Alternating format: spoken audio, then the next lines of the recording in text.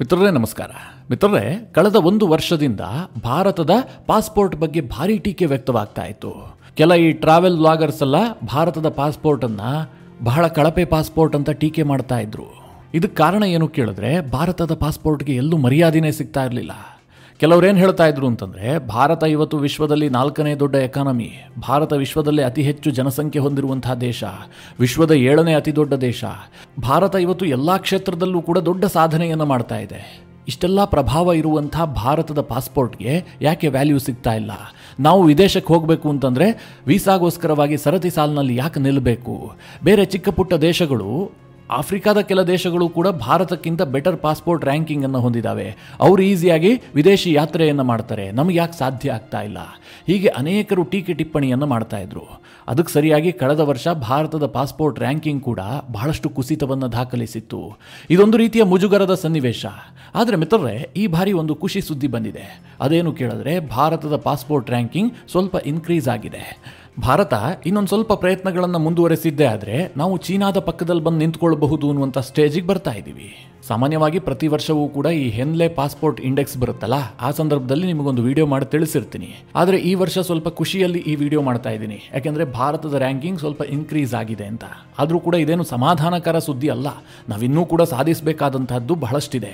ಹಾಗಾದರೆ ಏನಿದು passport index? ಯಾಕೋಸ್ಕರವಾಗಿ ಭಾರತದ ಪಾಸ್ಪೋರ್ಟ್ ತೀರಾ ಕೆಳಮಟ್ಟದ ರ್ಯಾಂಕಿಂಗನ್ನು ಪಡೆದುಕೊಳ್ತಾ ಇತ್ತು? ಈಗ ಯಾಕೋಸ್ಕರವಾಗಿ ಚೇತರಿಕೆ ಆಗ್ತಾ ಇದೆ? ಭಾರತ ನಂಬರ್ 1 ನಂಬರ್ 2ಗೋ ಬರಬೇಕಾದ್ರೆ ಏನು ಮಾಡಬೇಕು? ವಿಶ್ವದಲ್ಲಿ ಅತ್ಯಂತ ಉತ್ತಮವಾದಂತಹ ಪಾಸ್ಪೋರ್ಟ್ ರ್ಯಾಂಕಿಂಗನ್ನು ಹೊಂದಿರುವಂತಹ ದೇಶಗಳು ಯಾವುದು? ಯಾಕೋಸ್ಕರವಾಗಿ ಅಂತಹ ರ್ಯಾಂಕ್ಗಳು ಆ ದೇಶಕ್ಕೆ ಸಿಗ್ತಾ ಇದೆ? ಇದೆಲ್ಲದರ ಬಗ್ಗೆ ಈ ವಿಡಿಯೋದಲ್ಲಿ ನಿಮಗೆ ಡೀಟೇಲ್ ಆಗಿ ತಿಳಿಸ್ಕೊಡ್ತೀನಿ. ಬಹಳ ಇಂಟ್ರೆಸ್ಟಿಂಗ್ ವಿಚಾರ, ಪ್ರತಿಯೊಬ್ಬರೂ ಕೂಡ ತಿಳಿದುಕೊಳ್ಳಬೇಕಾದಂತಹ ವಿಚಾರ. ಹೀಗಾಗಿ ನೀವು ಈ ವಿಡಿಯೋನ ಕೊನೆವರೆಗೂ ಮಿಸ್ ಮಾಡದೆ ನೋಡಿ. ಮಿತ್ರರೇ, ಈ ಪಾಸ್ಪೋರ್ಟ್ ರ್ಯಾಂಕಿಂಗ್ನಲ್ಲಿ ಈ ಹೆನ್ಲೆ ಪಾಸ್ಪೋರ್ಟ್ ಇಂಡೆಕ್ಸ್ ಇದೆಯಲ್ಲ, ಇದು ತೀರಾ ಪ್ರಭಾವಿಯಾದಂಥ ಒಂದು ಇಂಡೆಕ್ಸ್. ಇದರ ರ್ಯಾಂಕಿಂಗ್ಗೆ ಸಾಕಷ್ಟು ಮಹತ್ವ ಇದೆ. ಇವರು ಯಾವುದರ ಆಧಾರದಲ್ಲಿ ರ್ಯಾಂಕಿಂಗ್ ಅನ್ನು ಕೊಡ್ತಾರೆ ಅಂತಂದ್ರೆ, ಒಂದು ದೇಶಕ್ಕೆ ಎಷ್ಟು ದೇಶಗಳು ವೀಸಾ ಫ್ರೀ ಎಂಟ್ರಿ ಕೊಡ್ತವೆ, ಇದರ ಆಧಾರದಲ್ಲಿ ಅವರು ರ್ಯಾಂಕಿಂಗ್ ಅನ್ನು ನಿಗದಿ ಮಾಡ್ತಾರೆ. ಪ್ರತಿ ವರ್ಷವೂ ಕೂಡ ಈ ಹೆನ್ಲೆ ಅವರು ಪಾಸ್ಪೋರ್ಟ್ ಇಂಡೆಕ್ಸ್ ಅನ್ನು ಬಿಡುಗಡೆ ಮಾಡ್ತಾರೆ. ಇದರ ಜೊತೆಗೆ ಈ ಇಂಡೆಕ್ಸ್ನಲ್ಲಿ ಕೆಲವೊಂದಷ್ಟು ಇತರೆ ಅಂಶಗಳನ್ನು ಕೂಡ ಆ್ಯಡ್ ಮಾಡಲಾಗಿರುತ್ತೆ. ಎಷ್ಟು ಜನ ವೀಸಾಗೆ ಅಪ್ಲೈ ಮಾಡಿದ್ರು, ಅದರಲ್ಲಿ ಎಷ್ಟು ಜನರ ವೀಸಾ ರಿಜೆಕ್ಟ್ ಆಗಿದೆ, ಯಾವ್ಯಾವ ದೇಶಗಳು ವೀಸಾವನ್ನು ರಿಜೆಕ್ಟ್ ಮಾಡಿದಾವೆ, ಆ ವೀಸಾ ರಿಜೆಕ್ಟ್ ಆಗೋದಕ್ಕೆ ಆ ದೇಶಗಳು ಏನೇನು ಕಾರಣಗಳನ್ನು ಕೊಟ್ಟಿದ್ದಾವೆ, ಇದೆಲ್ಲದನ್ನು ಪರಿಗಣಿಸಿ ಅಂತಿಮವಾಗಿ ಒಂದು ರ್ಯಾಂಕ್ ಅನ್ನು ನೀಡಲಾಗುತ್ತೆ. ಈ ವರ್ಷ ಮಿತ್ರರೇ, ಭಾರತಕ್ಕೆ ಹೆನ್ಲೆ ಪಾಸ್ಪೋರ್ಟ್ ಇಂಡೆಕ್ಸ್ನಲ್ಲಿ ಸಿಕ್ಕಂತಹ ರ್ಯಾಂಕ್ ಎಷ್ಟು ಕೇಳಿದ್ರೆ 77. ಅಂದರೆ ಭಾರತದ ಪಾಸ್ಪೋರ್ಟ್ ಇವತ್ತು 77ನೇ ರ್ಯಾಂಕಲ್ಲಿದೆ. ವಿಶ್ವದಲ್ಲಿ ಇವತ್ತು ನಂಬರ್ 2 ಎಕಾನಮಿಯಾಗಿ ಬಹಳ ವೇಗದಲ್ಲಿ ಮುನ್ನುಗ್ತಾ ಇರುವಂತಹ ಚೀನಾದ ರ್ಯಾಂಕಿಂಗ್ ಏನು ಬಹಳ ಚೆನ್ನಾಗಿದೆ ಅಂತ ಹೇಳೋದಕ್ಕೆ ಸಾಧ್ಯ ಇಲ್ಲ. ಈ ವರ್ಷ ಚೈನಾ 60ನೇ ರ್ಯಾಂಕ್ನಲ್ಲಿದೆ. ಹಾಗೆ ಪಾಕಿಸ್ತಾನದ ರ್ಯಾಂಕ್ ಬಂದ್ಬಿಟ್ಟು 96. ಇವತ್ತು ಮಿತ್ರರೇ, ಭಾರತಕ್ಕೆ ಒಟ್ಟು 59 ದೇಶಗಳು ವೀಸಾ ಫ್ರೀ ಎಂಟ್ರಿಯನ್ನು ಕೊಡ್ತಾ ಇದ್ದಾವೆ. ಹೀಗಾಗಿ ಭಾರತದ ರ್ಯಾಂಕಿಂಗ್ ಸ್ವಲ್ಪ ಜಂಪ್ ಆಗಿದೆ. ಕಳೆದ ವರ್ಷ ಭಾರತದ ರ್ಯಾಂಕ್ 85ರಲ್ಲಿತ್ತು. ಈ ವರ್ಷ ಅದು 77ಕ್ಕೆ ಏರಿಕೆ ಆಗಿದೆ. ಅಂದರೆ 7 ರ್ಯಾಂಕ್ಗಳ ಜಿಗಿತವನ್ನು ಭಾರತ ಕಂಡಿದೆ. ಇನ್ನು ಚೀನಾಗೆ 83 ದೇಶಗಳು ವೀಸಾ ಫ್ರೀ ಎಂಟ್ರಿಯನ್ನು ಘೋಷಿಸಿದ್ದಾವೆ. ಹೀಗಾಗಿ ಚೈನಾದ ರ್ಯಾಂಕ್ ಬಂದ್ಬಿಟ್ಟು 60. ಪಾಕಿಸ್ತಾನ 96ನೇ ರ್ಯಾಂಕ್ನಲ್ಲಿದೆ. ಅದಕ್ಕೆ ವೀಸಾ ಫ್ರೀ ಎಂಟ್ರಿ ಸಿಗುವಂಥದ್ದು ಕೇವಲ 32 ದೇಶಗಳಿಗೆ ಮಾತ್ರ. ಇಲ್ಲಿ ಸೂಕ್ಷ್ಮವಾಗಿ ಗಮನಿಸಬೇಕಾದ ವಿಚಾರ ಏನು ಕೇಳಿದ್ರೆ, ಭಾರತಕ್ಕೆ 59 ದೇಶಗಳು ವೀಸಾ ಫ್ರೀ ಎಂಟ್ರಿಯನ್ನು ಕೊಡ್ತಾ ಇರಬಹುದು, ಆದರೆ ಯಾವ ದೇಶಗಳು ಅನ್ನುವಂಥದ್ದು ಇಂಪಾರ್ಟೆಂಟ್ ಆಗುತ್ತೆ. ಭಾರತಕ್ಕೆ ಯಾವುದೇ ವೆಸ್ಟರ್ನ್ ಕಂಟ್ರಿ ಕೂಡ ವೀಸಾ ಫ್ರೀ ಎಂಟ್ರಿಯನ್ನು ಕೊಡ್ತಾ ಇಲ್ಲ. ಅಂದರೆ America, Canada, UK, France, Germany, ಈ ಯಾವ ದೇಶಗಳು ಕೂಡ ಭಾರತೀಯರಿಗೆ ವೀಸಾ ಫ್ರೀ ಎಂಟ್ರಿಯನ್ನು ಕೊಡೋದಿಲ್ಲ. ನೀವು ನಮ್ಮ ದೇಶಕ್ಕೆ ಬರಬೇಕು ಅಂತಂದರೆ ವೀಸಾಗೆ ಅಪ್ಲೈ ಮಾಡಬೇಕು. ವೀಸಾ ಕ್ಲಿಯರ್ ಆದ ಬಳಿಕವೇ, ಅಂದರೆ ವೀಸಾ ಸಿಕ್ಕ ಬಳಿಕವೇ ನಾವು ಆ ದೇಶಕ್ಕೆ ಪ್ರಯಾಣವನ್ನು ಮಾಡಬಹುದು. ಭಾರತದ ಪಾಸ್ಪೋರ್ಟ್ಗೆ ಅವರು ಯಾವುದೇ ರೀತಿಯಲ್ಲೂ ವ್ಯಾಲ್ಯೂ ಕೊಡೋದಿಲ್ಲ. ನೀವು ನಮ್ಮ ಒಪ್ಪಿಗೆ ಪಡೆದೇ ನಮ್ಮ ದೇಶಕ್ಕೆ ಬರಬೇಕು ಅಂತ ಅವ್ರು ಹೇಳ್ತಾರೆ. ಭಾರತಕ್ಕೆ ವೀಸಾ ಫ್ರೀ ಎಂಟ್ರಿ ಕೊಟ್ಟಿರುವ ದೇಶಗಳು ಯಾವುದು ಕೇಳಿದ್ರೆ, ಆಫ್ರಿಕಾದ ದೇಶಗಳು, ಜೊತೆಗೆ ಆಸಿಯಾನ್ ದೇಶಗಳು, ಇರಾನ್, ನೇಪಾಳ, ಶ್ರೀಲಂಕಾ, ಈ ಎಲ್ಲ ದೇಶಗಳು ಭಾರತಕ್ಕೆ ವೀಸಾ ಫ್ರೀ ಎಂಟ್ರಿಯನ್ನು ಕೊಟ್ಟಿದ್ದಾವೆ. ಆ ದೇಶಗಳು ಯಾಕೆ ಭಾರತಕ್ಕೆ ವೀಸಾ ಫ್ರೀ ಎಂಟ್ರಿಯನ್ನು ಕೊಡ್ತಾ ಇದ್ದಾವೆ ಅಂತಂದ್ರೆ, ಆ ದೇಶಗಳು ಟೂರಿಸಂ ಅನ್ನೇ ನಂಬಿಕೊಂಡು ಬದುಕ್ತಾ ಇದ್ದಾವೆ. ಈ ಭಾರತದ ಮಧ್ಯಮ ವರ್ಗದ ಜನ ಇದಾರಲ್ಲ, ಇವರನ್ನ ಟೂರಿಸಂ ಹೆಸರಿನಲ್ಲಿ ಆಕರ್ಷಿಸೋದಕ್ಕೋಸ್ಕರವಾಗಿ ಈ ಎಲ್ಲ ದೇಶಗಳು ಭಾರತಕ್ಕೆ ವೀಸಾ ಫ್ರೀ ಎಂಟ್ರಿ ಕೊಟ್ಟಿದ್ದಾವೆ. ಇದರಿಂದ ಭಾರತದ ಬಿಸ್ನೆಸ್ಗೆ ಯಾವುದೇ ರೀತಿಯಲ್ಲಿ ಹೆಲ್ಪ್ ಆಗೋದಿಲ್ಲ. ಅವರು ವೀಸಾ ಫ್ರೀ ಕೊಟ್ಟಿದ್ರಿಂದ ಆ ದೇಶಗಳಿಗೆ ಹೆಲ್ಪ್ ಆಗ್ತವೆ. ಯಾಕೆಂದ್ರೆ ಭಾರತೀಯರು ಆ ದೇಶಕ್ಕೆ ಹೋಗಿ ಇದ್ದಂತ ಹಣ ಖರ್ಚು ಮಾಡಿ ಬರ್ತಾರೆ ಅಷ್ಟೇ. ಅದೇ ಮಿತ್ರರೇ, ಯುರೋಪ್ನ ದೇಶಗಳಿಗಾಗ್ಲಿ ಅಥವಾ ಇನ್ನಿತರೆ ಪಾಶ್ಚಿಮಾತ್ಯ ದೇಶಗಳಿಗೆ ಭಾರತೀಯರು ಹೋಗಬೇಕು ಅಂತಂದ್ರೆ ವೀಸಾಗೋಸ್ಕರವಾಗಿ ಕ್ಯೂನಲ್ಲಿ ನಿಲ್ಲಬೇಕು. ಇದೇ ಕಾರಣದಿಂದ ಭಾರತದ ಪಾಸ್ಪೋರ್ಟ್ ಬಗ್ಗೆ ಭಾರಿ ಟೀಕೆ ವ್ಯಕ್ತವಾಗುತ್ತೆ. ಕಳೆದ ಬಾರಿ ಒಬ್ರು ಸೋಷಿಯಲ್ ಮೀಡಿಯಾದಲ್ಲಿ ಮಾಡಿದಂತಹ ಪೋಸ್ಟ್ ಭಾರತದಲ್ಲಿ ಮೈನ್ ಸ್ಟ್ರೀಮ್ ಮೀಡಿಯಾದಲ್ಲಿ ಸದ್ದು ಮಾಡಿತ್ತು. ಅವ್ರೇನ್ ಪೋಸ್ಟ್ ಮಾಡಿದ್ರು ಕೇಳಿದ್ರೆ, ನಾನು $250 ಪರ್ ಡೇ ಕೊಟ್ಟು ಯುರೋಪ್ನ ದೇಶದಲ್ಲಿ ಹೋಟೆಲನ್ನು ಬುಕ್ ಮಾಡಿಕೊಂಡಿದ್ದೆ. ಆದರೆ ಅಂತಿಮವಾಗಿ ನನಗೆ ವೀಸಾನೇ ಸಿಕ್ಕಿಲ್ಲ. ನಾನು ಆ ವೀಸಾಗೋಸ್ಕರವಾಗಿ ನೂರಾರು ದಾಖಲೆಯನ್ನು ಕೊಟ್ಟಿದ್ದೀನಿ. ಅಷ್ಟಾದರೂ ನನಗೆ ವೀಸಾವನ್ನು ಕೊಡದೆ ನಿರಾಕರಿಸಲಾಯಿತು. ಇದು ನಮ್ಮ ದೇಶದ ಪಾಸ್ಪೋರ್ಟ್ ಸ್ಥಿತಿ ಅಂತೇಳಿ ಅವರು ಟೀಕೆ ಮಾಡಿದ್ರು.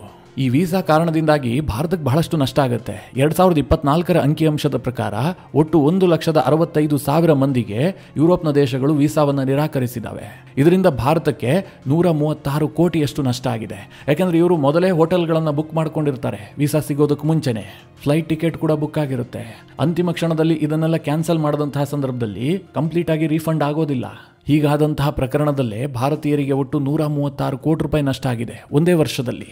ಹಾಗಾದರೆ ಯಾವ ದೇಶಗಳು ಒಳ್ಳೆಯ ಪಾಸ್ಪೋರ್ಟ್ ರ್ಯಾಂಕಿಂಗ್ ಅನ್ನು ಹೊಂದಿದಾವೆ ನೋಡಿದ್ರೆ, ಈ ಬಾರಿಯ ರ್ಯಾಂಕಿಂಗ್ನಲ್ಲಿ ನಂಬರ್ 1 ಪ್ಲೇಸ್ನಲ್ಲಿರುವಂತಹದ್ದು ಸಿಂಗಪೂರ್. ಯಾಕೆ ಕೇಳಿದ್ರೆ ಸಿಂಗಪೂರ್ಗೆ ಒಟ್ಟು 193 ದೇಶಗಳು ವೀಸಾ ಫ್ರೀ ಎಂಟ್ರಿಯನ್ನು ಕೊಡ್ತವೆ. ಹೀಗಾಗಿ ಸಿಂಗಪೂರ್ ಪಾಸ್ಪೋರ್ಟ್ ನಂಬರ್ 1 ರ್ಯಾಂಕಿಂಗ್ನಲ್ಲಿದೆ. 2ನೇ ಸ್ಥಾನದಲ್ಲಿ ಜಪಾನ್ ಇದೆ. ಜಪಾನ್ಗೆ ಒಟ್ಟು 190 ದೇಶಗಳು ವೀಸಾ ಫ್ರೀ ಎಂಟ್ರಿಯನ್ನು ಕೊಡ್ತವೆ. ಹಾಗೆ 2ನೇ ರ್ಯಾಂಕ್ ಅನ್ನು ಸೌತ್ ಕೊರಿಯಾ ಕೂಡ ಹಂಚಿಕೊಂಡಿದೆ. ಅವರಿಗೂ ಕೂಡ 190 ದೇಶಗಳು ವೀಸಾ ಫ್ರೀ ಎಂಟ್ರಿಯನ್ನು ಕೊಡ್ತವೆ. ಹಾಗೆ Denmark, Finland, France, Germany, Ireland, Italy, Spain ಈ ಎಲ್ಲ ದೇಶಗಳು ಕೂಡ 3ನೇ ರ್ಯಾಂಕಿಂಗ್ನಲ್ಲಿದ್ದಾವೆ. ಈ ದೇಶಗಳಿಗೆ ಒಟ್ಟು 189 ದೇಶಗಳು ವೀಸಾ ಫ್ರೀ ಎಂಟ್ರಿಯನ್ನು ಕೊಡ್ತವೆ. ನಿಮಗೆ ನೆನಪಿರಲಿ ಮಿತ್ರರೇ, ಸಿಂಗಾಪುರದ ಒಂದು ಪಾಸ್ಪೋರ್ಟ್ ಇದ್ದಿದ್ದೇ ಆದರೆ ಆ ವ್ಯಕ್ತಿ ಯಾವುದೇ ವೀಸಾ ಇಲ್ಲದೆ ಅಮೆರಿಕದಲ್ಲಿ 90 ದಿನಗಳ ಕಾಲ ಸುತ್ತಾಡಿ ಬರಬಹುದು. ಅಮೆರಿಕನ್ನರು ಪ್ರಶ್ನೆಯೇ ಮಾಡೋದಿಲ್ಲ. ಅಮೆರಿಕಕ್ಕೆ ಹೋಗಿ ಇಳಿಯುವಂಥದ್ದು, ಪಾಸ್ಪೋರ್ಟ್ ತೋರಿಸ್ಕೊಂಡು ಓಡಾಡುವಂಥದ್ದು. ನೀವು ಯಾವ ವೀಸಾಗೂ ಅಪ್ಲೈ ಮಾಡಬೇಕಾಗಿಲ್ಲ, ಯಾವುದೇ ರೀತಿಯ ಡಾಕ್ಯುಮೆಂಟೇಷನ್ ಅನ್ನು ನೀವು ಕೊಡಬೇಕಾಗಿಲ್ಲ. ಕೇವಲ ನಿಮ್ಮ ಬಳಿಯಲ್ಲಿ ಸಿಂಗಾಪುರ್ ಪಾಸ್ಪೋರ್ಟ್ ಇದ್ರೆ ಸಾಕು. ಅಂದ್ರೆ ಆ ಪಾಸ್ಪೋರ್ಟ್ನ ತಾಕತ್ತಷ್ಟಿದೆ. ಅದೇ ಭಾರತೀಯರು ಅಮೆರಿಕಕ್ಕೆ ಹೋಗಬೇಕು ಅಂತಂದ್ರೆ ವೀಸಾಗೆ ಅಪ್ಲಿಕೇಶನ್ ಹಾಕೋಬೇಕು. ಅಮೆರಿಕದ ಎಂಬಸಿಯಲ್ಲಿ ಅದು ಕ್ಲಿಯರ್ ಆಗಿ ಬರಬೇಕು. ಆನಂತರ ಅವರು ಒಪ್ಪಿಗೆ ಕೊಟ್ಟರೆ ನೀವು ಅಮೆರಿಕಕ್ಕೆ ಹೋಗಬಹುದು, ಇಲ್ಲದೆ ಇದ್ರೆ ನಿಮ್ಗೆ ವೀಸಾ ನಿರಾಕರಿಸಬಹುದು. ಸಿಂಗಾಪುರದವರಿಗೆ ಹೀಗೇನಿಲ್ಲ. ಅವರು ಕೇವಲ ಪಾಸ್ಪೋರ್ಟ್ ಅನ್ನು ಇಟ್ಕೊಂಡ್ರೆ ಸಾಕು, ನೇರವಾಗಿ ಅಮೆರಿಕದ ಫ್ಲೈಟ್ ಬುಕ್ ಮಾಡ್ಕೊಳ್ಳೋದು, ಅಮೆರಿಕಕ್ಕೆ ಹೋಗಿ ಇಳಿಯುವಂತಹದ್ದು. ಇವತ್ತು ಇಸ್ರೇಲ್ ಬಹಳ ಕಾಂಟ್ರವರ್ಷಿಯಲ್ ದೇಶ ಅಲ್ವಾ? ಇಸ್ರೇಲ್ಗೆ ಇವತ್ತು ಅನೇಕ ಮುಸ್ಲಿಂ ಕಂಟ್ರಿಗಳು ಮಾನ್ಯತೆಯನ್ನೇ ಕೊಟ್ಟಿಲ್ಲ. ಆದರೂ ಸಹ ಇಸ್ರೇಲ್ನ ಪಾಸ್ಪೋರ್ಟ್ ಇದ್ರೆ 168 ದೇಶಗಳಿಗೆ ನೀವು ವೀಸಾ ಫ್ರೀ ಆಗಿ ಹೋಗಬಹುದು. ಹೀಗಾಗಿ ಇಸ್ರೇಲ್ನ ಪಾಸ್ಪೋರ್ಟ್ನ ರ್ಯಾಂಕ್ 18ನೇ ಸ್ಥಾನದಲ್ಲಿದೆ. ಅಮೆರಿಕದ ರ್ಯಾಂಕ್ 10ನೇ ಸ್ಥಾನದಲ್ಲಿದೆ. ಅಮೆರಿಕಗೆ 182 ದೇಶಗಳಿಗೆ ವೀಸಾ ಫ್ರೀ ಎಂಟ್ರಿ ಇದೆ. ಹಾಗಾದ್ರೆ ಭಾರತದ ರ್ಯಾಂಕ್ ಯಾಕೆ ಕಮ್ಮಿ ಇದೆ? ನಾವು 77ರಲ್ಲಿದ್ದೀವಿ, ಅದಕ್ಕೆ ಸಂಭ್ರಮ ಪಡುವಂತಹ ಸ್ಥಿತಿಯಲ್ಲಿದ್ದೀವಲ್ಲ. ನಮ್ಮ ಸರ್ಕಾರದ ಯಾವ ನೀತಿಯ ಕಾರಣದಿಂದಾಗಿ ನಮ್ಮ ರ್ಯಾಂಕಿಂಗ್ ಏರ್ತಾ ಇಲ್ಲ? ಈ ಪ್ರಶ್ನೆ ಕೇಳೋದೇ ಆದ್ರೆ ಇದರಲ್ಲಿ ಸರ್ಕಾರದ ಪಾತ್ರಕ್ಕಿಂತಲೂ ಹೆಚ್ಚಾಗಿ ಜನಸಾಮಾನ್ಯರ ಪಾತ್ರ ಜಾಸ್ತಿ ಇದೆ.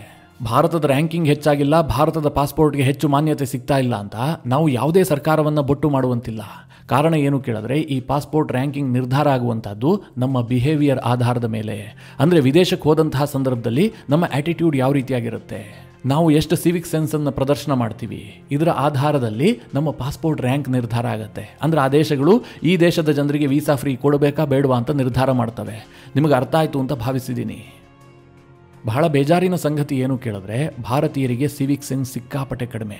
ಮಿತ್ರರೇ, ಇದನ್ನು ಹೇಳಿದಂತಹ ಸಂದರ್ಭದಲ್ಲಿ ಕೆಲವರಿಗೆ ಸಿಟ್ಟು ಬರಬಹುದು. ನೀವ್ಯಾಕೆ ಭಾರತೀಯರ ಬಗ್ಗೆ ಮಾತನಾಡ್ತಾ ಇದ್ರಿ, ನಾವೇನು ತಪ್ಪು ಮಾಡ್ತೀವಿ ಹೊರದೇಶಕ್ಕೆ ಹೋಗಿ ಅಂತ. ನಿಮಗೆ ಸಿಟ್ಟು ಬಂದರೂ ಕೂಡ ಇದೇ ಸತ್ಯ. ನಮ್ಮ ಜನರಿಗೆ ಒಂದು ಕಸದ ಬುಟ್ಟಿಗೆ ಹಾಕಬೇಕು ಅಂತ ಗೊತ್ತಿಲ್ಲ. ಒಂದು ಬಿಸ್ಕೆಟ್ ತಿಂದ್ರು ಕವರನ್ನು ಹೊರಗಡೆ ಎಸೆದ್ರು. ನಿಮ್ಗೆ ಅನಿಸಬಹುದು ಇಂತಹ ಕೆಲಸ ಮಾಡೋದು ಯಾರು? ಸಾಮಾನ್ಯ ವರ್ಗದ ಜನರು ಅಥವಾ ಬಡ ಕೂಲಿ ಕಾರ್ಮಿಕರು ಈ ಕೆಲಸ ಮಾಡಬಹುದು. ಏನೋ ಬಿಸ್ಕೆಟ್ ತಿಂದು ಹೊರಗಡೆ ಕವರ್ ಎಸಿತಾರೆ. ಆದರೆ ಶ್ರೀಮಂತ ವರ್ಗದವರು ಅಥವಾ ಎಜುಕೇಟೆಡ್ ವರ್ಗದವರು ಈ ಕೆಲಸ ಮಾಡೋದಿಲ್ಲ ಅಂತ ನಿಮ್ಮ ಮನಸ್ಸಿನಲ್ಲಿ ಭಾವನೆ ಇರಬಹುದು. ಇಲ್ಲ ಮಿತ್ರರೇ, ನೀವು ಕಾರ್ನಲ್ಲಿ ಹೋಗ್ತಾ ಸುಮ್ಮನೆ ನೋಡಿ, ಒಬ್ಬ BMW ಆಡಿ ಕಾರ್ನಲ್ಲಿ ಹೋಗುವವನೂ ಕೂಡ ಒಳಗಡೆ ಚಾಕ್ಲೇಟನ್ನು ತಿಂದು ಹೊರಗಡೆ ಅದರ ಕವರನ್ನು ಎಸಿತಾನೆ. ಅಂತಹ ಕೆಟ್ಟ ಕೆಲಸ ಮಾಡುವಂತಹ ಸಂದರ್ಭದಲ್ಲಿ ಅವನಿಗೆ ಯಾವುದೇ ಅಂಜಿಕೆ ಅಳಕು ಇರೋದಿಲ್ಲ. ಇದು ನನ್ನ ದೇಶ, ಇದನ್ನು ಸ್ವಚ್ಛವಾಗಿಡುವಂತಹದ್ದು ನನ್ನ ಜವಾಬ್ದಾರಿ ಅಂತ ಆತನಿಗೆ ಭಾವನೆಯೇ ಇಲ್ಲ. ಹೀಗಾಗಿ ಟೋಟಲಿ ಭಾರತೀಯರಿಗೆ ಸಿವಿಕ್ ಸೆನ್ಸ್ ತಿಕ್ಕಾಪಟ್ಟೆ ಕಡಿಮೆ ಇದೆ.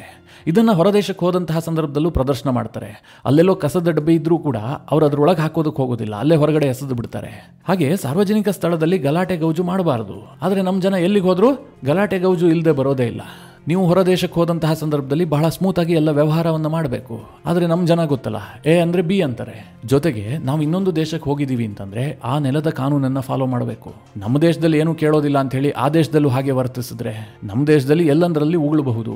ಇಲ್ಲಿ ಉಗುಳಬಾರದು ಅಂತ ಬೋರ್ಡ್ ಹಾಕಿರ್ತಾರೆ, ಅದಕ್ಕೆ ಒಂದು 100 ಜನ ವಿಮಲ್ ಹಾಕಿ ಉಗಿದಿರ್ತಾರೆ. ಹೀಗಾಗಿ ಮಿತ್ರರೇ, ನಾನು ಹೇಳಿದ್ದು ಭಾರತೀಯರಿಗೆ ಸಿವಿಕ್ ಸೆನ್ಸ್ ಸಿಕ್ಕಾಪಟ್ಟೆ ಕಡಿಮೆ ಇದೆ ಅಂತ. ಜೊತೆಗೆ ಭಾರತೀಯರು ವಿದೇಶಕ್ಕೆ ಹೋದಂತಹ ಸಂದರ್ಭದಲ್ಲಿ ಕ್ರೈಮ್ ರೇಟ್ ಕೂಡ ಜಾಸ್ತಿ ಇದೆ. ನೀವೇ ನೋಡ್ತಾ ಇರ್ತೀರಿ, ಈ ಸೋಷಿಯಲ್ ಮೀಡಿಯಾದಲ್ಲಿ ನಮ್ಮ ಮುಖ ಕಾಣೋದಿಲ್ಲ ಅಂತ ಎಷ್ಟು ಕೆಟ್ಟದ ಕಮೆಂಟ್ ಹಾಕ್ತಾರೆ.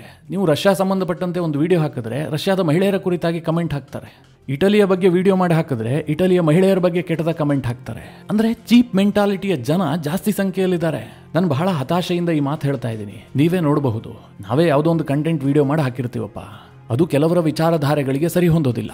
ಅದನ್ನ ಆರೋಗ್ಯಕರವಾಗಿ ಟೀಕಿಸಬಹುದು, ಆದ್ರೆ ಅವ್ರು ಎಷ್ಟು ಕೆಟ್ಟ ಲ್ಯಾಂಗ್ವೇಜ್ ಅನ್ನ ಬಳಸ್ತಾರೆ ಬಿಡಿ. ಇದನ್ನೆಲ್ಲ ವಿವರಿಸ್ತಾ ಹೋದ್ರೆ ಎಷ್ಟು ಬೇಕಾದ್ರೆ ಹೇಳಬಹುದು. ನಮ್ಮ ಜನ ತಿದ್ದುಕೊಳ್ಬೇಕಾಗಿರುವಂತಹದ್ದು ಬಹಳಷ್ಟಿದೆ.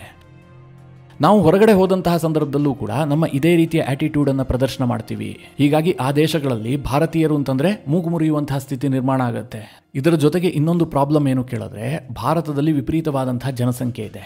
ಹೀಗಾಗಿ ಕೆಲ ದೇಶಗಳು ವೀಸಾ ಫ್ರೀ ಎಂಟ್ರಿ ಕೊಡೋದಕ್ಕೆ ಹಿಂದೆ ಮುಂದೆ ಯೋಚನೆ ಮಾಡ್ತವೆ. ಒಮ್ಮೆಗೆ ಬಹಳಷ್ಟು ಸಂಖ್ಯೆಯಲ್ಲಿ ಪ್ರವಾಸಿಗರು ಬಂದಿದ್ದೆ ಆದ್ರೆ ಆ ದೇಶಕ್ಕೆ ಅದನ್ನ ತಡೆದುಕೊಳ್ಳುವಂತಹದ್ದು ಕಷ್ಟ ಆಗಬಹುದು. ಅಲ್ಲಿ ಲಾ ಅಂಡ್ ಆರ್ಡರ್ ಪ್ರಾಬ್ಲಮ್ ಆಗಬಹುದು. ಹೀಗಾಗಿ ಬಂದು ಹೋಗುವಂತಹದ್ದು ನಮ್ಮ ನಿಗಾದಲ್ಲಿ ಇರಬೇಕು ಅಂತ ಕೆಲ ದೇಶಗಳು ಭಾರತಕ್ಕೆ ವೀಸಾ ಫ್ರೀ ಎಂಟ್ರಿಯನ್ನು ಕೊಡೋದಿಲ್ಲ. ಈ ಎಲ್ಲ ಕಾರಣಗಳಿಂದಾಗಿ ಉಗಾಂಡ, ಘಾನಾ, ಜಿಂಬಾಬ್ವೆಯಂತಹ ಆಫ್ರಿಕಾದ ದೇಶಗಳು ನಮಗಿಂತ ಬೆಟರ್ ಪಾಸ್ಪೋರ್ಟ್ ರ್ಯಾಂಕಿಂಗ್ ಅನ್ನು ಹೊಂದಿದ್ದಾವೆ.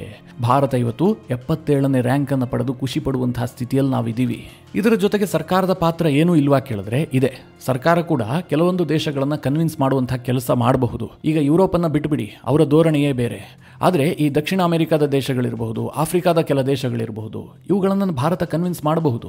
ಆ ದೇಶಗಳಿಗೆ ಭಾರತ ವೀಸಾ ಫ್ರೀ ಎಂಟ್ರಿಯನ್ನು ಪಡೆದುಕೊಳ್ಳಬಹುದು. ಆದರೆ ಇನ್ನೊಂದು ಪ್ರಾಬ್ಲಮ್ ಏನು ಗೊತ್ತಾ, ನಾವು ಅವರಿಂದ ವೀಸಾ ಫ್ರೀ ಎಂಟ್ರಿಯನ್ನು ಬಯಸ್ತಾ ಇದ್ದೀವಿ ಅಂತಂದ್ರೆ ಆ ದೇಶಕ್ಕೂ ಕೂಡ ನಾವು ವೀಸಾ ಫ್ರೀ ಎಂಟ್ರಿ ಕೊಡಬೇಕಾಗತ್ತೆ.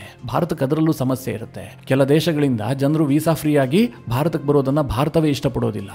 ಈ ಎಲ್ಲ ಸಮಸ್ಯೆಗಳಿಂದಾಗಿ ಭಾರತದ ಪಾಸ್ಪೋರ್ಟ್ ಇನ್ನೂ ಕೂಡ ಕುಂಠಿತ ಸಾಗ್ತಾ ಇದೆ. ನಮ್ಮ ರ್ಯಾಂಕಿಂಗ್ ಬಹಳ ಕೆಳಮಟ್ಟದಲ್ಲಿದೆ. ಮಿತ್ರರೇ, ಈ ಎಲ್ಲ ವಿಚಾರಗಳ ಕುರಿತಾಗಿ ನೀವೇನು ಹೇಳ್ತೀರಿ? ನಿಮ್ಮ ಅನಿಸಿಕೆ, ಅಭಿಪ್ರಾಯವನ್ನು ಕಮೆಂಟ್ ಮಾಡುವ ಮೂಲಕ ನಮಗೆ ತಿಳಿಸಿ. ಹಾಗೆ ನಿಮಗೆ ಈ ವಿಡಿಯೋ ಇಷ್ಟವಾದರೆ ಲೈಕ್ ಮಾಡಿ. ಜೊತೆಗೆ ನೀವಿನ್ನೂ ನಿಮ್ಮ ನೆಚ್ಚಿನ ಸಂಸ್ಕಾರ ಸೌರಭ ಯೂಟ್ಯೂಬ್ ಚಾನಲ್ನ ಸಬ್ಸ್ಕ್ರೈಬ್ ಮಾಡಿಲ್ಲ ಅಂತಾದರೆ ಈ ಕೂಡಲೇ ಸಬ್ಸ್ಕ್ರೈಬ್ ಮಾಡಿ. ಮುಂದಿನ ಎಲ್ಲ ಅಪ್ಡೇಟ್ಗಳ ನೋಟಿಫಿಕೇಷನ್ಗಾಗಿ ಬೆಲ್ ಐಕಾನ್ ಒತ್ತಿ.